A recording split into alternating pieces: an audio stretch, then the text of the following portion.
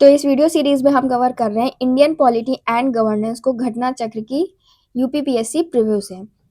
तो जो इसका पहला टॉपिक था the constitutional development in British India, इस टॉपिक से जो भी प्रीवियस ईयर क्वेश्चंस आए हैं, जो भी क्वेश्चंस पूछे गए हैं, उन्हें हमने कवर कर लिया है।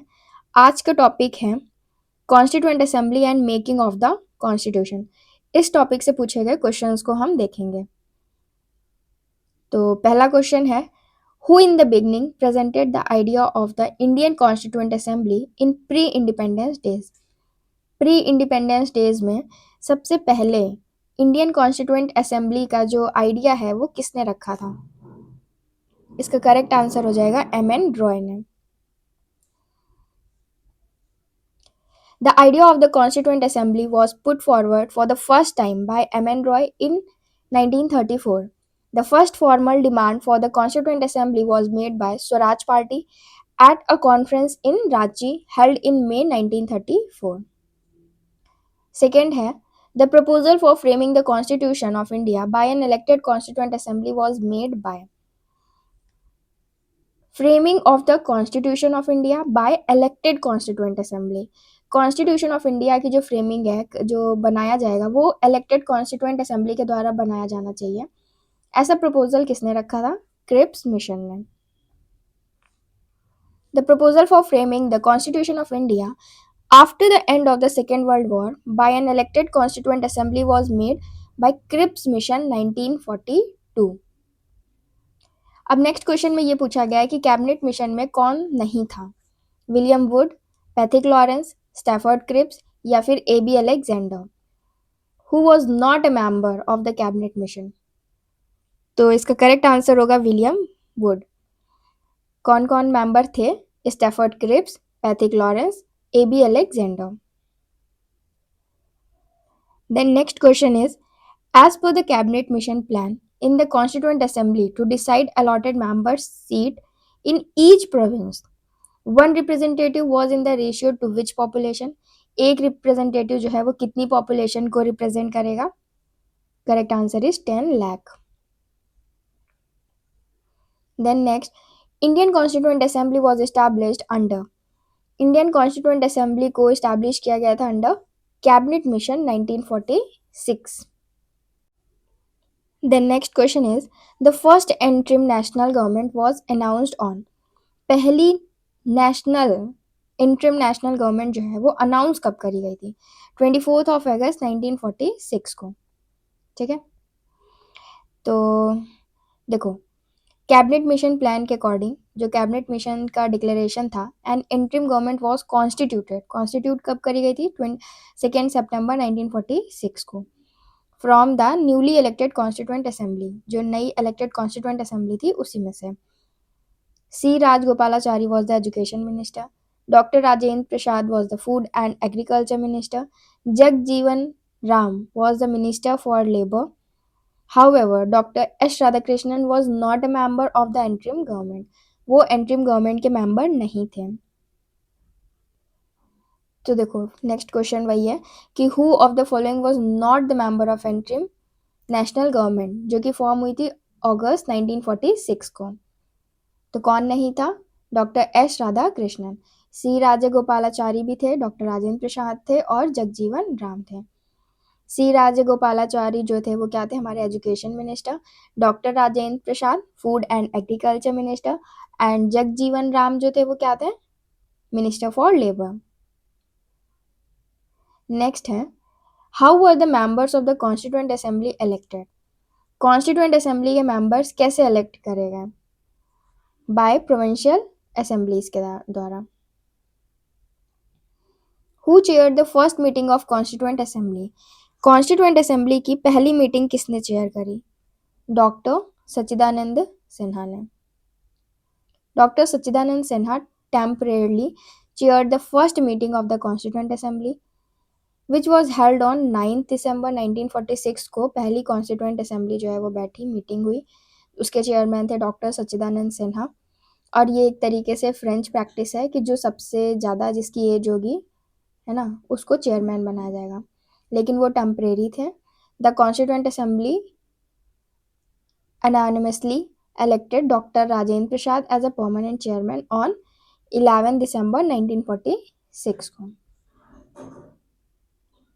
और डॉक्टर राजेंद्र प्रसाद का जो नाम है वो किसने दिया था? Bye JB. कृपलानी ने।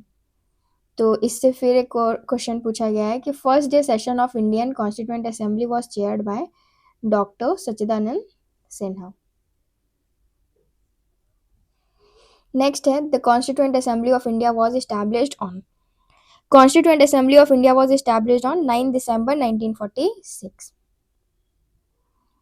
When was the first session of the Constituent Assembly held? 9 December 1946. The resolution for giving a constitution to India was adopted by the Constituent Assembly on 22nd January 1947. Who did present the objective resolution? Objective resolution किसने present किया था? पंडित जवाहरलाल नेहरू ने। अब यहाँ पे कह रहा है कि in relation to the formation of the constitution of India which of the following sentences are correct. इसमें से कौन सा सेंटेंस जो है वो करेक्ट है? पहला कह रहा है कि resolution of objective by Nehru affected the making of the constitution. Nehru ji ने जो रेजोल्यूशन दिया था उससे कॉन्स्टिट्यूशन को बनाने में इफेक्ट पड़ा, मतलब उससे कॉन्स्टिट्यूशन पे असर पड़ा। Exactly. Preamble fulfils various important objective and aims. जो प्रीएम्बल है वो इंपॉर्टेंट ऑब्जेक्टिव और एम्स बताता है। Peoples of India ordered directed the constitution, ये भी स्टेटमेंट सही है। फोर्थ कह रहा है कि head of the state is elected by the people directly. No, head of the state कौन होते हैं? प्रेसिडेंट, जिनको डायरेक्टली इलेक्ट नहीं किया जाता है। How many sessions of the Indian Constituent Assembly were conducted for the formulation of Indian Constitution? कितने session conduct कराए गए थे? 12।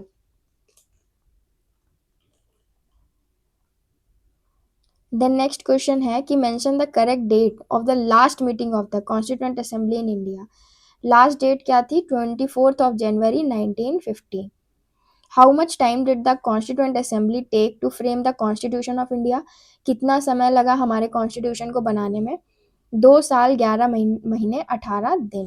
2 years 11 months 18 days. Who was the constitutional advisor at the time of the formation of the constitution? Constitutional advisor कौन था at that time of the formation of the constitution? B.N. Rao. Sir Benegal Narsingh Rao, B.N. Rao, was appointed as the constitutional advisor during the formation of the constitution.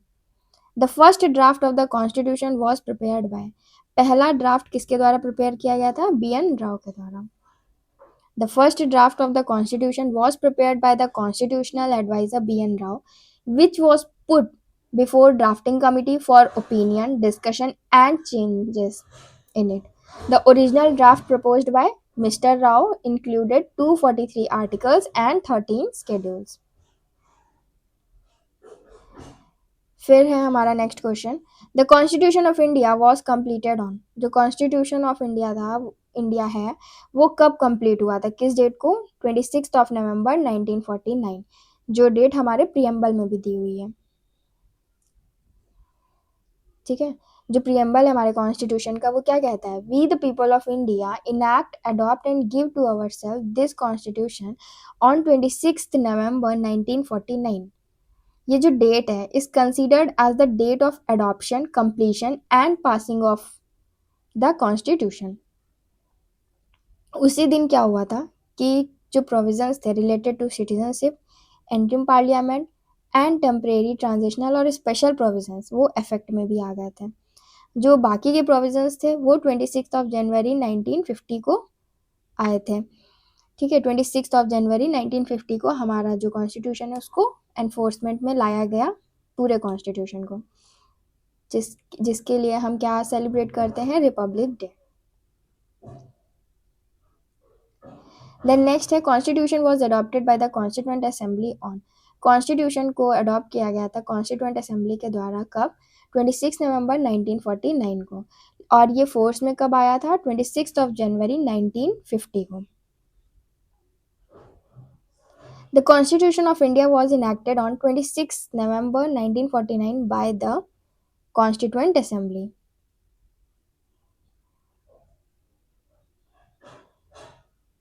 The Constitution of India was adopted and enacted on 26 नवंबर 1949. तो आप देख सकते हैं कि किस तरीके से previous year questions जो हैं वो रिपीट होते हैं. तो जब आप ये बुक पढ़ेंगे तो आपको पता चलेगा कि हमें किस टॉपिक पे ज़्यादा फोकस करना है, कौन सा क्वेश्चन है जो बार बार रिपीट हो सकता है. देन है consider the following events and arrange these in chronological order. इसे हमें क्रोनोलॉजिकल ऑर्डर में अरेंज करना है कि सबसे पहले क्या हुआ था, देन उसके बाद क्या हुआ था, फिर उसके बाद क्या हुआ था. ठीक. तो देखो, सबसे पहले कॉन्स्टिट्यूएंट असेंबली की जो फर्स्ट मीटिंग है वो कब हुई थी, 9 दिसंबर 1946 को. उसके बाद ड्राफ्टिंग कमेटी को अपॉइंट किया गया था ऑन 29 अगस्त 1947 को. Indian constitution was adopted and enacted. Indian constitution को अडॉप्ट किया गया, इनैक्ट किया गया बाय 26 नवंबर 1949 को. Date of commencement of the Indian constitution 26 January 1915.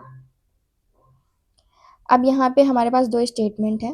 पहला स्टेटमेंट कह रहा है the constitution of India provides for all necessities of the country. And second कह रहा है इट इज़ नोन और कॉल्ड एज अडॉप्टेड कॉन्स्टिट्यूशन.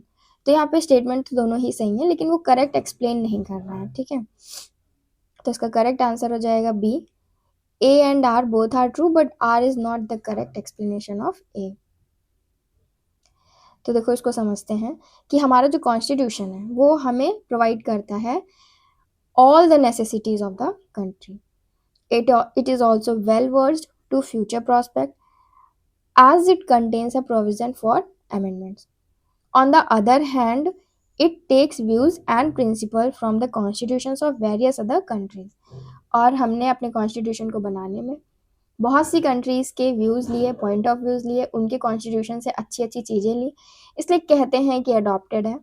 ठीक है, बहुत सी चीज़ों को अडॉप्ट किया. तो स्टेटमेंट तो दोनों ही सही हैं. Who among us the following advised that the Indian National Congress should be disbanded as a political party after independence of India? India की इंडिपेंडेंस के बाद जो आईएनसी है इसको डिसबैंड कर दिया जाएगा. ऐसा आइडिया किसने दिया था, किसने एडवाइस दी थी? महात्मा गांधी ने. In their nationalist reaction, the founding fathers of the Indian Constitution tended to minimize the importance of minority interest and emotions. ये जो व्यू है इस क्रेडिटेड टू किसका व्यू है? आइवर जेनिंग का. जो सर आइवर जेनिंग थे on the provision for the protection of minorities in the Indian constitution, उस पे इन्होंने अपना ये पॉइंट ऑफ व्यू दिया था. फिर कह रहा है कि constituent assembly was Congress and Congress was India. जो कॉन्स्टिट्यूएंट असेंबली है वही कांग्रेस है और कांग्रेस ही इंडिया है. ऐसा किसने कहा था? ऑस्टिन ने कहा था. ये जो स्टेटमेंट है Constituent assembly was Congress, Congress was India, made by the famous historian and Padma Shri award holder Granville Austin. किस किताब में इन्होंने ये बात लिखी है? The Indian constitution. उसके बाद है how many women members were there in the Indian constituent Assembly. Indian constituent Assembly में कितनी विमेन मेंबर्स थी? 15. ठीक है, यहाँ पे आपको दिया हुआ है कि कौन कौन सी 15 वुमेन मेंबर्स थी इंडियन कॉन्स्टिट्यूएंट असेंबली में. चलो देखते हैं. The total number of women members in the constituent assembly was 15. They were Ammu Swaminathan, Annie Mascarene, Sarojini Naidu, Dakshayani Velayudhan, Durgabai Deshmukh, Hansa Mehta, कमला चौधरी, लीला रॉय, मालती चौधरी, राजकुमारी अमृत कौर, रेणुका राय, पूर्णिमा बनर्जी, बेगम अजीज रसूल, सुचिता कृपलानी एंड विजयलक्ष्मी पंडित. तो ये थे हमारे प्रीवियस ईयर क्वेश्चंस इस टॉपिक से. देन हमारा नेक्स्ट टॉपिक होगा important committees of the constituent assembly. Constituent assembly को बनाने के लिए जो इम्पोर्टेंट कमिटीज़ थी उनसे जो प्रीवियस ईयर क्वेश्चंस पूछे गए हैं, जो भी क्वेश्चंस पूछे गए हैं प्रीवियस ईयर्स में, उन्हें कवर करेंगे, ठीक है।